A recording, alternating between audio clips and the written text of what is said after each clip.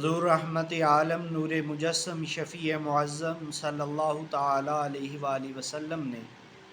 امت مسلمہ کے اتحاد و اتفاق پہ بہت زیادہ زور دیا ہے، اور سرکار کریم صلی اللہ تعالی علیہ وآلہ وسلم نے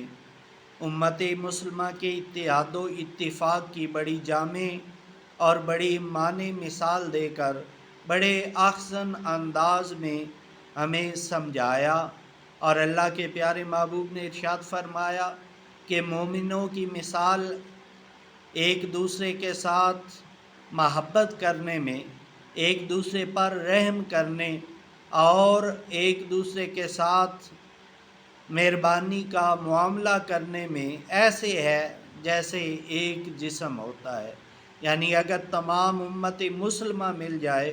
تو ان کا آپس میں پیار، محبت اور ایک دوسرے کے ساتھ مہربانی کرتے ہوئے یوں رشتہ ہونا چاہیے کہ جس طرح ایک جسم ہوتا ہے، کہ جب جسم کے کسی بھی عضو کو تکلیف ہو، جب جسم کے کسی بھی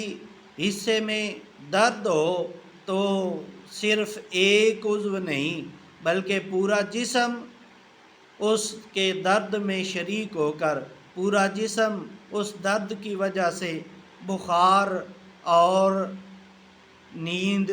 نہ ہونے کا شکار ہو جایا کرتا ہے۔ تو اسی طرح اللہ کے پیارے محبوب نے ہمیں بتایا کہ اگر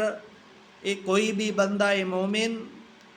کسی اذیت و تکلیف میں مبتلا ہو جائے تو وہ صرف اس ایک بندے کی اذیت اور تکلیف نہیں ہونی چاہیے، بلکہ اس کا درد تمام امت مسلمہ کو محسوس کر کے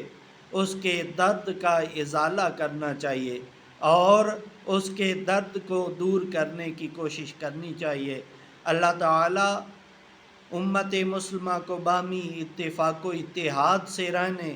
اور ایک دوسرے کے ساتھ نیکی بھلائی کے معاملات میں تعاون کرنے کی توفیق عطا